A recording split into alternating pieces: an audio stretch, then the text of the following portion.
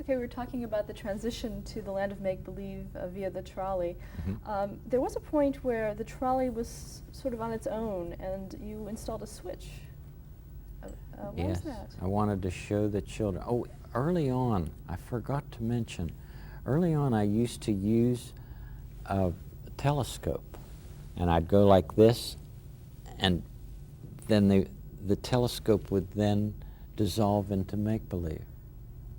I just remembered that. That's a long time ago. But I wanted the children to see that everything in reality was real.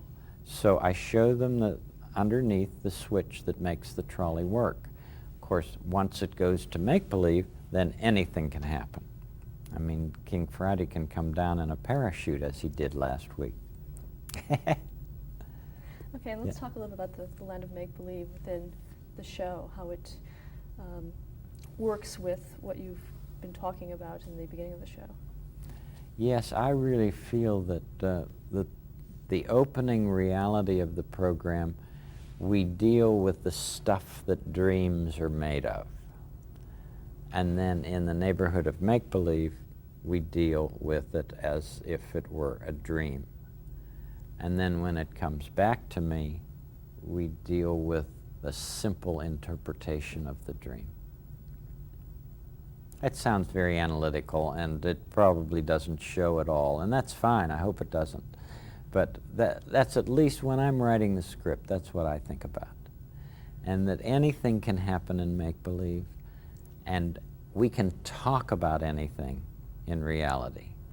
Margaret used to say, whatever is mentionable is manageable. And I hope the children can get that from our work.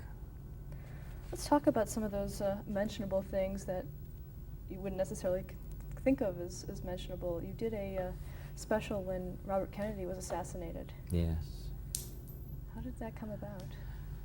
Well, we stayed up all night. That, again, was, I think we did that live. I'm not sure. I think we did that for the network live.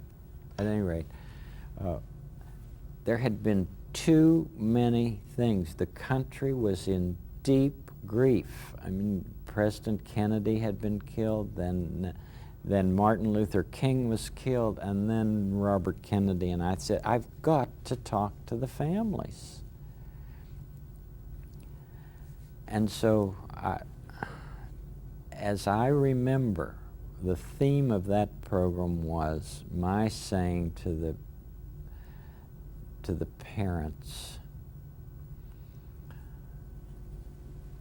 the best thing you can do is to include your children in your own ways of dealing with grief. Because your children will know anyway, without your saying anything, how you're feeling. So please, if it's going to church or a synagogue, or if it's going for a walk along a stream, whatever your way of dealing with grief is, please include your children. That was the main plea. And a lot of people felt that that was helpful. You know, to actually say, here we are, you know, we're a country in grief. Now, we can, as a community, work through it. And you did something very similar in the 80s with Ronald Reagan and the Pope and John Lennon after they faced assassination attempts, and Lennon's case was killed. You went on and did a similar program? I forgot that. Yeah. I do remember making the public service announcement for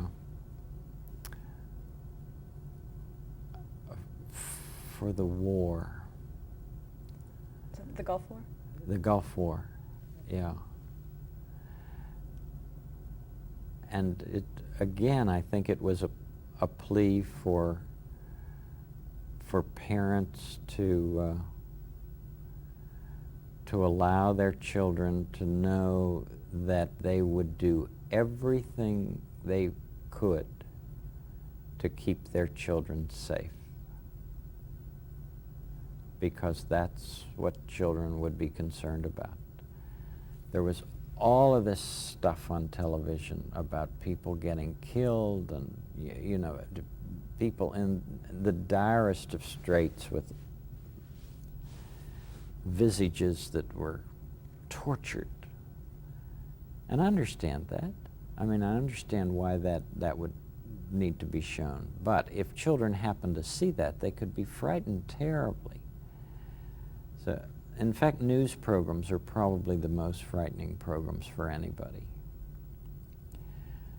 But what I wanted the parents to know was that invariably, when children see something like that, their first thought will be, what will happen to me?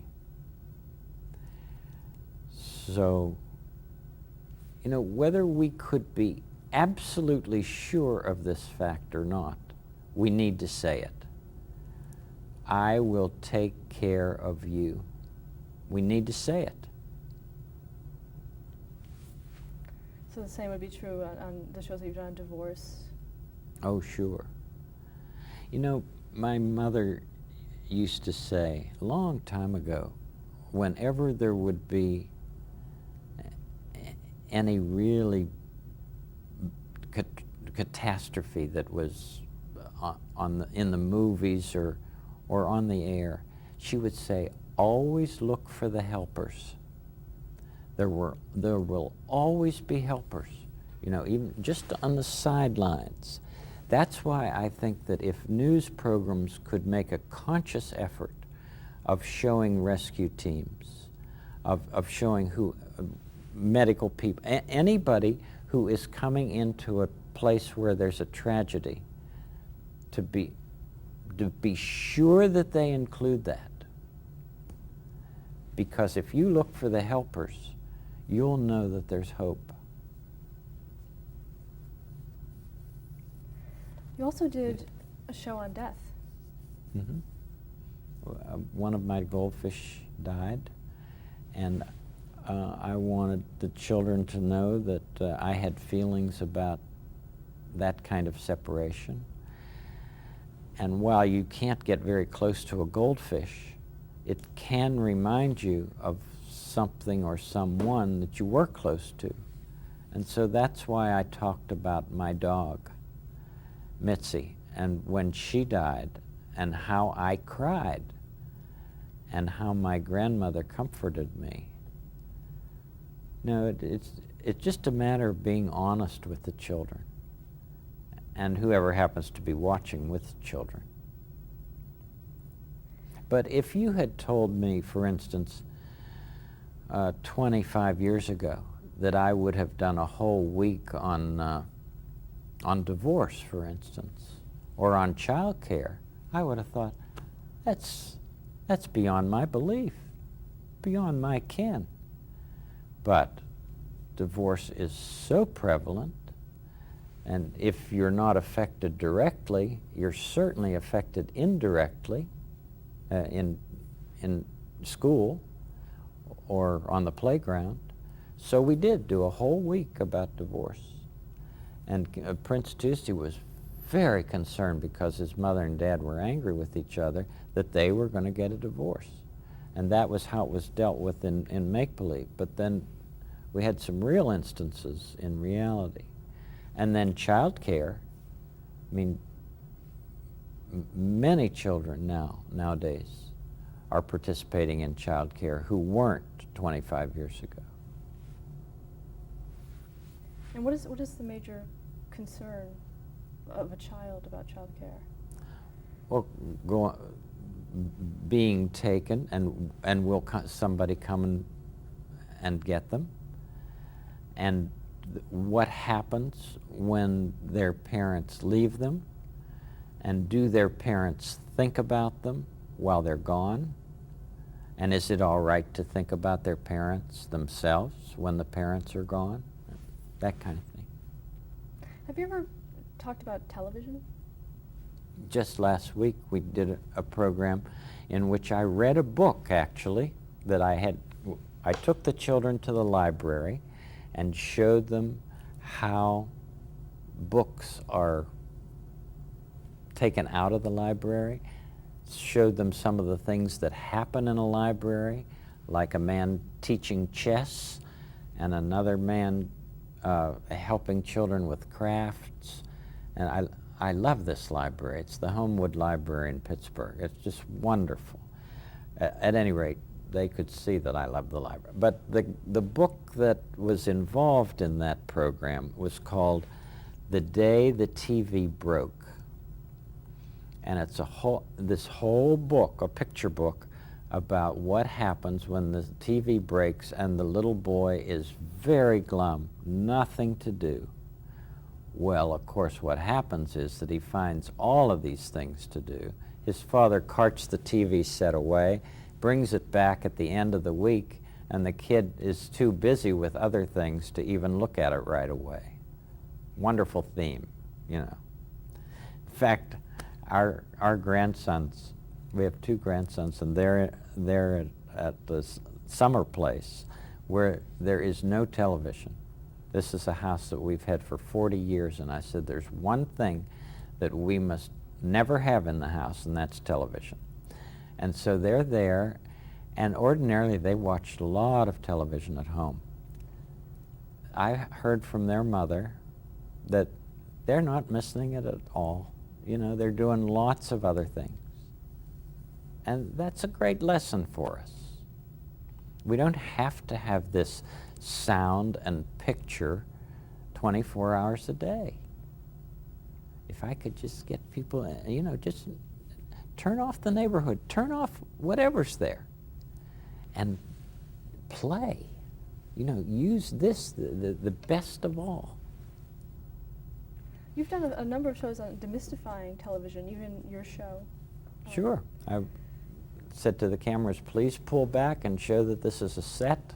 And I walk right off the porch and off into the studio and show the little model.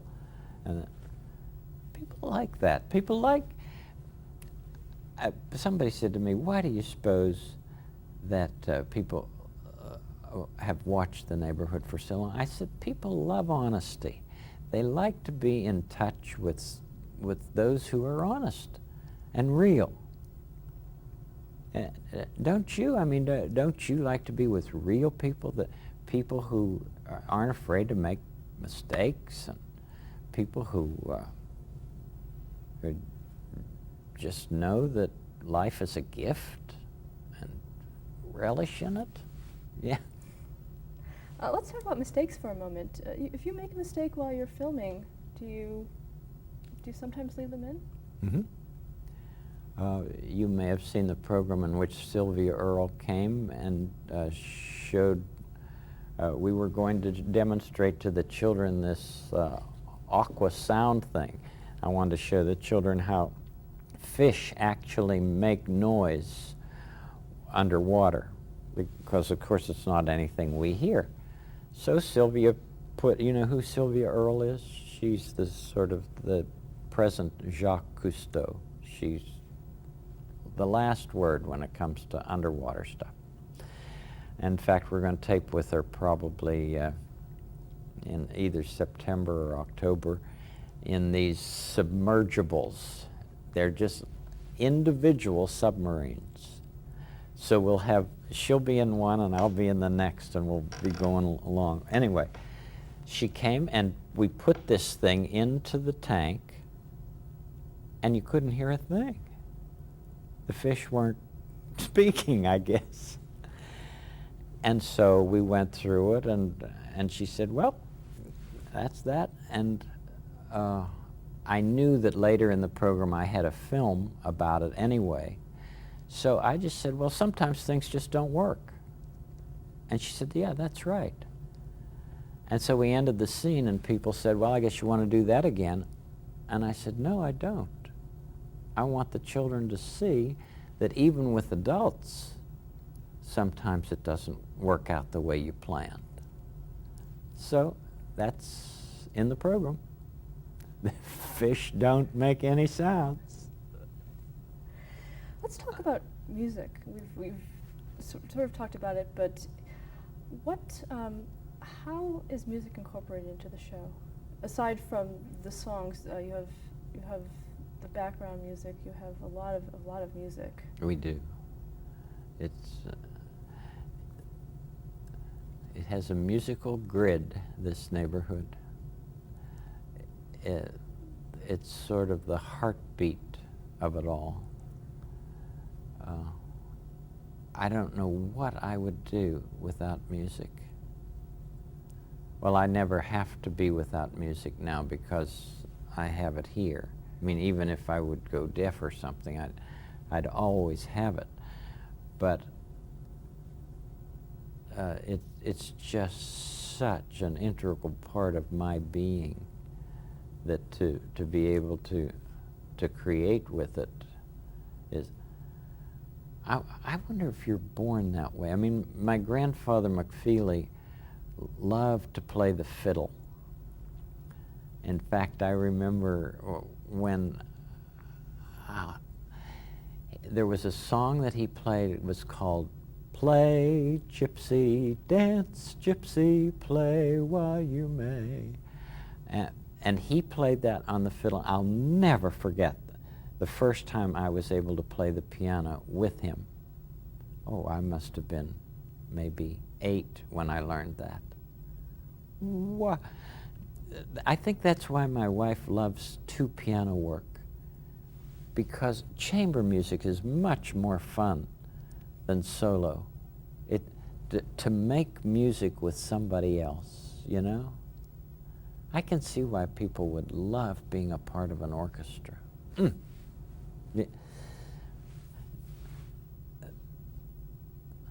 Yo-Yo Ma and Van Cliburn and all of these, Itzhak Perlman, and all of these people who have so generously come and given their talents, you know, on the neighborhood. It delights me to be able to offer that to children. And I hope they delight in receiving it. But I know a little boy in Chicago. He was 4 years old and he saw Yo-Yo for the first time on our program. And he said, I want to do that. Well, his parents thought, you know, that'll pass. The next week, I want a cello. So finally, he was so insistent about it that they got him some Suzuki lessons. His mother had to learn a little bit to help him practice. She's still playing. This was 6 or 7 years ago. She's still playing, and so is he. And that all happened because that child saw Yo-Yo loving what he was doing in front of him. What about the transitional music in the show? Now that's all done live, it's not recorded. Mm-hmm. Michael, or Johnny first, and now Michael, would pick up themes from the songs and elaborate on those themes. And as we go along the model of the neighborhood, there would be just enough music to get me from one place to another, and then in we go. I mean, when you think about it, the neighborhood is one great big composition, isn't it? And then, of course, when we do the operas, oh, what a good time we've had with them. We'll talk about them. Well, I was in school with John Reardon. He was at Rollins with us, and he later went to be part of the Metropolitan Opera Company. And he always enjoyed making up things with us. And so when we decided to, I just wanted to try the opera form. I mean, it's just, you know, musical form. And so I said, Jack, would you consider taking a part in these little operas? Of course I would, he said. And so every time we'd do an opera, King Friday would say, Reardon, I would like you to make an opera. And so Reardon would come and always take a part in them. And Windstorm in Bubbleland, for instance, Joe Negri said to me, I've never played a mean person before. He was W.I. Norton Donovan, and that stands for wind, W-I-N-D. And he was the wind trying to blow the bubbles away from Bubbleland. He would, well, you can tell I like what we've done and what we do.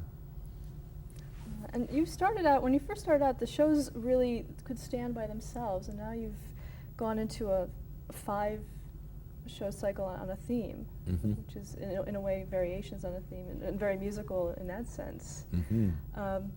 Why did you decide to switch into the longer form like that? I think I just like the idea that that a story can be, I mean, almost every day could stand on its own, but there is a resolution to the story in make-believe by the end of the week. And I like the idea that people might read just a chapter one night and then a chapter the next night and think about it a while. And I like to say to the children after a particular episode, now what do you think will happen? And how would you make it happen? Because you know you can write your own make-believe. You don't even need to use the same places or the same characters. You can make up your own. It's just always encouraging the children to recognize their own uniqueness. There is only one person in the whole world like you. That's the greatest gift you can give anybody, is the gift of your honest self. I mean, you've had a lot of courses and you've probably taught courses in writing. You can teach that as a mechanical kind of thing, but there's no way that you would ever want everybody to write the same material. What you would want the most is for each person to tell his or her own story. That's what I want. I want the children to recognize that they have an important story to tell because, one, it's unique. So when you film the 5 segments then for the Land of Make-Believe, do you film that at once or? All of the Neighborhood of Make-Believes are done before we do the interiors. First of all, we do the visits. We go to the ball machine factory or wherever we might go.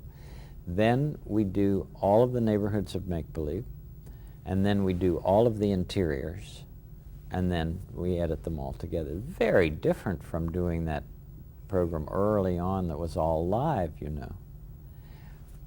But the sets are just too big to put up and take down. So we figure that for every minute that's on the air, there is at least an hour of production. That's just a rule of thumb. On some of the remotes, it's much more than that, of course. But that's an average. So every minute that you see, we've been producing for an hour. And that doesn't count the script writing and all of the telephone calls and all of the production meetings and all of that. It's just production. It looks so effortless, and that's the way it should look. But there's a lot of effort. There are some scenes that I'll do in my room, for instance, and every time we tape a scene, then I go and sit and look at it. And invariably, there might be something that I might do a scene 7 times.